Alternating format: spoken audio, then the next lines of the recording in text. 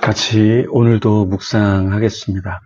한 권사님에게 전화가 왔었습니다. 초대형 교회 권사님이셨는데요.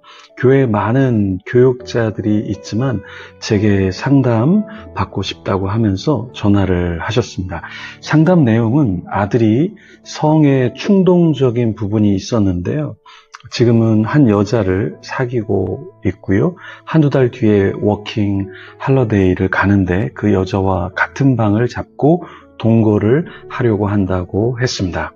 아들을 신앙 안에서 키우고 싶었는데 사실 그게 쉽지 않다고 하셨어요. 그러면서 외국에서 동거를 하려는데 자신이 말을 해도 듣지 않을 것 같은데 어떻게 해야 할지 권사로서, 믿음이 있는 권사로서 잘 키우지 못한 것 같은데 어떻게 해야 할지 물으셨습니다. 네, 저는 듣든 안 듣든 명확한 방향성을 제시해 주라고 이야기해 드렸습니다.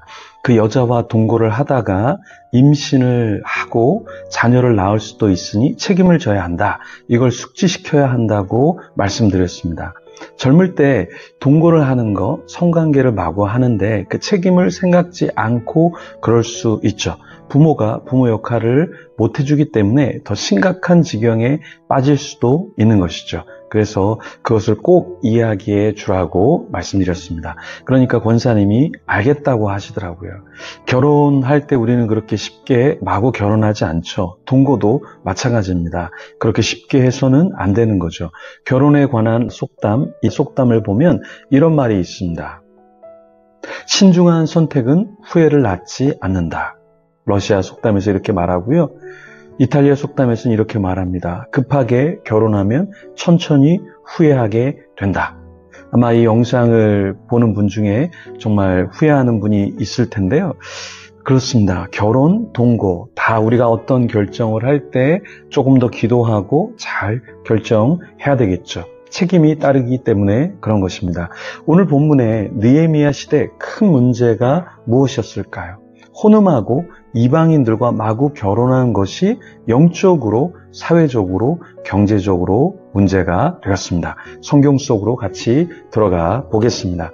느헤미야 7장 6절에서 73절까지의 말씀입니다. 6절 말씀입니다. 옛적에 바벨론 왕 느부갓네살에게 사로잡혀갔던 자들 중에 노임을 받고 예루살렘과 유다에 돌아와 각기 자기들의 성읍에 이른 자들 곧 스룹바벨과 예수아와 느헤미야와 아사랴와 라하미야와 나하마니와 모르드게와 빌산과 미스베렛과 비그웨와 누훔과 바하나와 함께 나온 이스라엘 백성의 명수가 이러하니라. 바로스 자손이 2172명이요 스바다 자손이 372명이요 아라 자손이 652명이요 바함모앗 자손 곧 예수아와 요압 자손이 2818명이요 쭉 계속해서 이 인구에 대해서 숫자에 대해서 이야기를 합니다. 그러면서 또 재산도 이야기하고 그러면서 73절에 이렇게 말하고 있죠. 이와 같이 제사장들과 레위 사람들과 문지기들과 노래하는 자들과 백성 몇 명과 느디님 사람들과 온 이스라엘 자손이 다 자기들의 성읍에 거주하였느니라. 오늘 읽었던 이 말씀 중에 노임을 받고 예루살렘과 유다에 돌아와 성읍에 이른 자들 중에 대표적인 자들은 누구였나요? 7절 말씀을 보면 그 대표자들이 나오죠. 스룹바벨, 예수아, 느헤미야, 아사랴, 라하미야, 나하마니, 모르드게, 빌산, 미스베렛, 비그웨, 누훔, 바하나 이런 사람들이었죠. 스룹바벨은 바사의 예루살렘 총독의 직분으로 돌아와 헌신과 열정으로 예루살렘을 세웠습니다. 예수아 즉 여호수아는 제사장으로서 스룹바벨과 함께 이스라엘을 품고 제사하며 이스라엘을 재건코자 하였죠. 남은 사람들 중에 느헤미야와 모르드게는 느헤미야서와 에스더서에 나오는 느헤미야와 모르드게와는 동명이인이었습니다. 다른 사람들이었죠. 자, 6절에서 73절을 보면 느헤미야 6절에서 73절은 에스라 어느 본문과 같을까요? 에스라 2장 1절에서 70절에 계보가 나오는데 같은 내용이죠.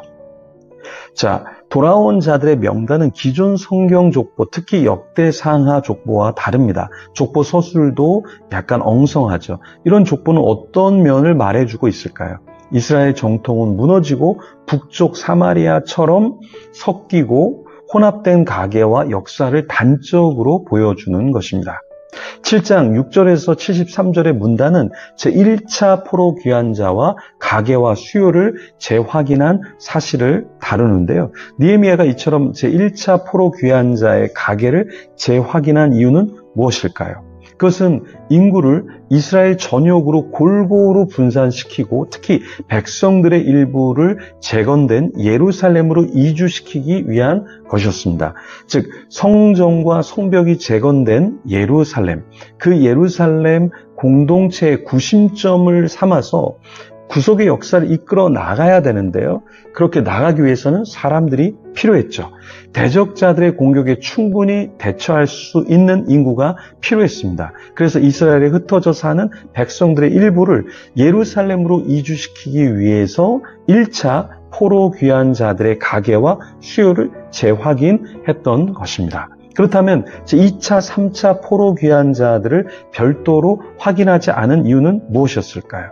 그들의 수가 매우 소수고 그 대부분이 예루살렘에 거주했기 때문에 그 사람들보다는 1차에 왔던 사람들 중에서 누가 예루살렘으로 올 수 있을까? 이것을 고려하고 계수했던 것이죠. 지금 우리는 어디에 어떻게 사람들을 배치하고 섬기도록 해야 할까요? 지금 이 느헤미야서에서 사람들을 계수한 이유가 무엇이죠? 예루살렘에 더 많은 사람들이 와야 되는데 사람들이 없기 때문에 누가 오면 좋을까 고민했던 것이잖아요. 그럼 우리는 어디에 사람들을 우리는 배치하고 어떤 사역을 우리가 더 집중적으로 해야 될지 우리는 고민해야 되는 것이죠. 이번 주 휴가를 다녀오면서 아내랑 차 안에서 이런 이야기를 제가 이야기했습니다. 왜 한국 교회 초창기에는 기독교가 이렇게 많이 전도되고 부흥했는데 21세기 오늘날에는 우리가 왜 잘 부흥하지 못할까? 저는 이렇게 생각합니다. 한국 교회 초창기에 선교사님들이 왔을 때 고아 또 배우지 못한 사람들을 학교에서 가르치고 아픈 사람들을 병원에서 케어해 주었잖아요. 그런데 지금은 많은 사람들이 케어를 받고 있고 복지적인 혜택을 받고 있습니다. 이런 때 교회가 동일하게 어떠한 동일한 복지 이런 것을 통해서 교회가 세상이 하는 방식과 똑같은 방식으로 그렇게 해서는 안 된다라는 거예요. 세상이 하지 않는 그 케어와 돌봄, 섬김 이런 것을 우리가 해야 한다라는 것이죠. 교회가 사각지대에 있는 사람들, 가난한 자, 소외된 자 여전히 우리가 돌봐야 합니다. 낮은 곳으로 가고 소외된 자를 찾아서 간다면 우리는 여전히 할 일도 많고 많은 사람을 케어할 수 있겠죠. 그런데 굳이 세상에서 하는 복지, 교육 그런 것을 모델링으로 해서 교회에서 동일하게 그런 것에 초점을 맞춰서 한다면 복음의 확산은 쉽지 않을 겁니다. 핀트를 잘못 맞춰서 구태의연한 방식으로 세상에서 하는 굳이 그런 것들을 하면서 교회가 쫓아가려고 해서는 안 된다. 시대에 맞는 섬김을 해야 한다라는 것입니다. 선교 초기에는 이런 섬김이 필요했지만 지금은 우리가 다음 세대를 위해서 어떻게 더 투자하고 섬겨야 될지 고민을 해야 되고 다음 세대를 섬길 때도 세상에서 하는 복지 그런 세상적인 방식보다는 더 교회가 해야 될 어떤 영적인 것, 또 인성적인 것 이런 것들을 더 잘 가르치면서 인도하면서 케어를 해야 되겠죠. 네, 오늘 말씀 중 받은 도전 혹 은혜는 무엇인가요? 잠시 개인적으로 기도하며 나아가겠습니다.